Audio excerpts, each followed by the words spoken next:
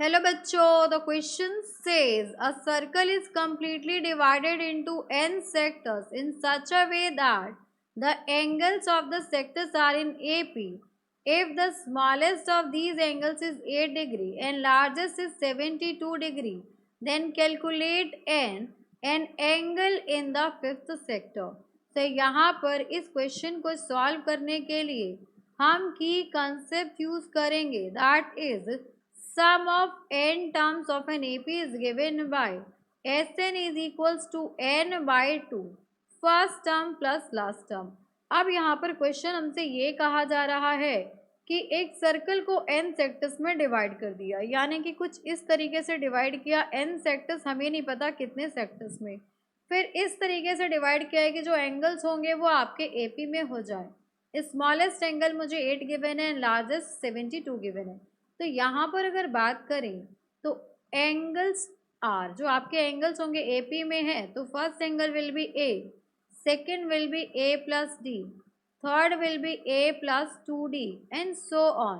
तो अब यहाँ से मुझे फर्स्ट एंगल गिवन है, smallest angle that will be A, वो आपको 8 डिग्री गिवन है, एंड लार्जेस्ट जो कि सबसे बड़ा सबसे लास्ट का एंगल होगा AN, वो होगा आपके पास 72 degree.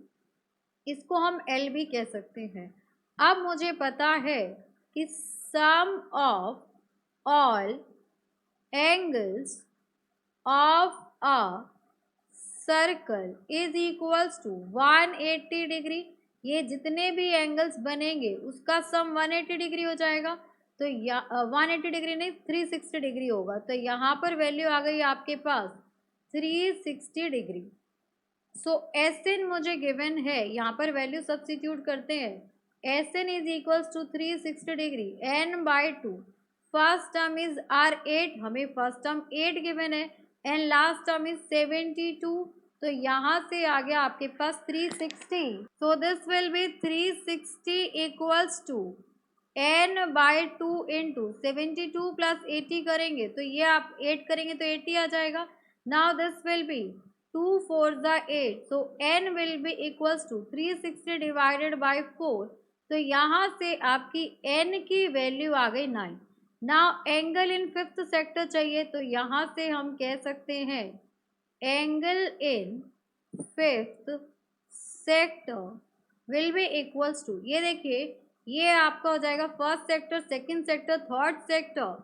So fifth sector will be A plus 5 minus 1D which is equals to A plus 4D। अब यहाँ से आपको A की वैल्यू गिवन है और D हमें फाइंड आउट करना है, तो D भी हम फाइंड आउट कर सकते हैं। कैसे? We know that AN is equals to A plus N minus 1D। अब यहाँ पर हमें पता लग गया कि नंबर ऑफ टर्म्स कितने हैं। तो यहाँ पे नंबर ऑफ टर्म्स आपके 9 है और an की वैल्यू 72 गिवन है। a is are 8 plus 9 minus 1d, तो ये हो गया आपके पास 8 प्लस 8d, ये हो गया 72।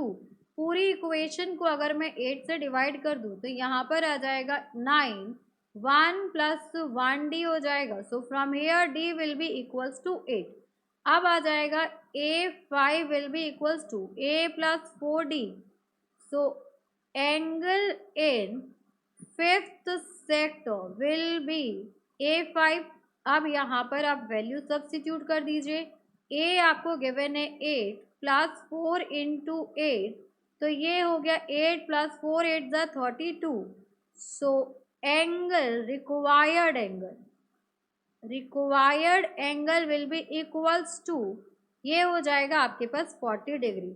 So which is our final answer. So hope you understood it very well. Thank you so much. Best of luck.